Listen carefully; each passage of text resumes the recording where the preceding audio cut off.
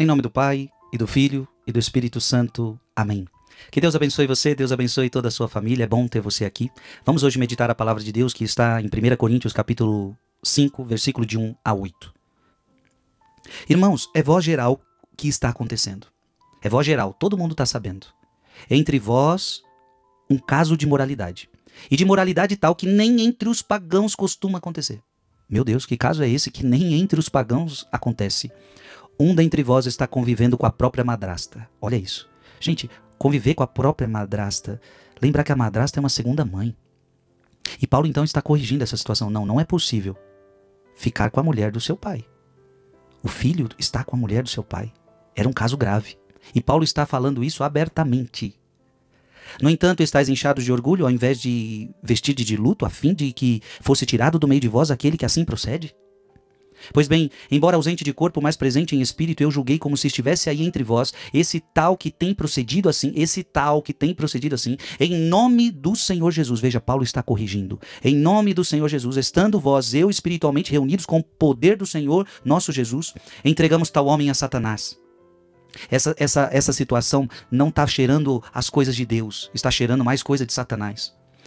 Entregamos tal homem a Satanás para a ruína da carne, a fim de que o espírito seja salvo no dia do Senhor.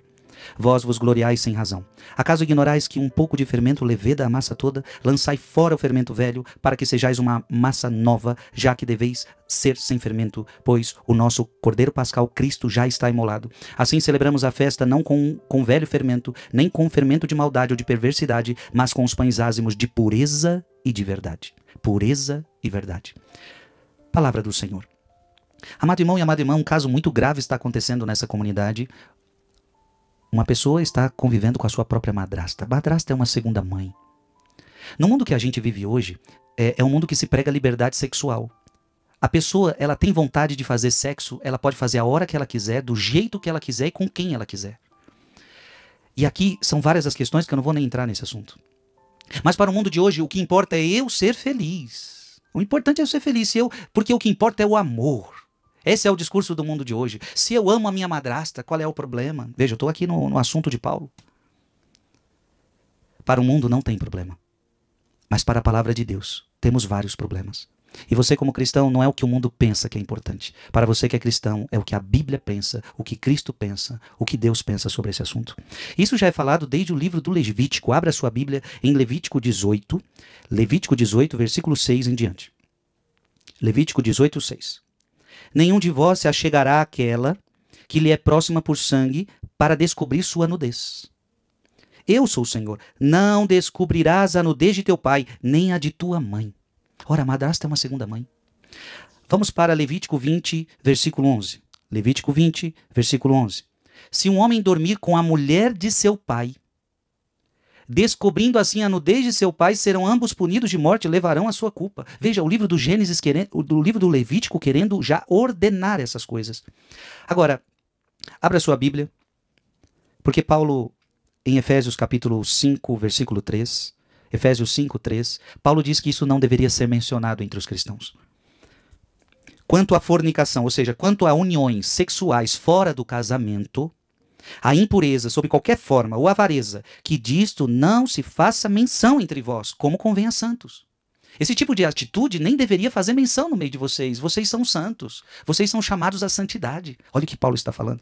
Agora, meu irmão, minha irmã, abra sua Bíblia, Efésios 5, versículo 11. Quando essas coisas acontecem, é preciso corrigir e corrigir abertamente. Veja que Paulo agora ele está falando abertamente do caso, para todo mundo ouvir.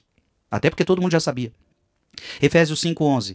E não tenhais cumplicidade nas obras infrutíferas das trevas, pelo contrário, condenai-as abertamente.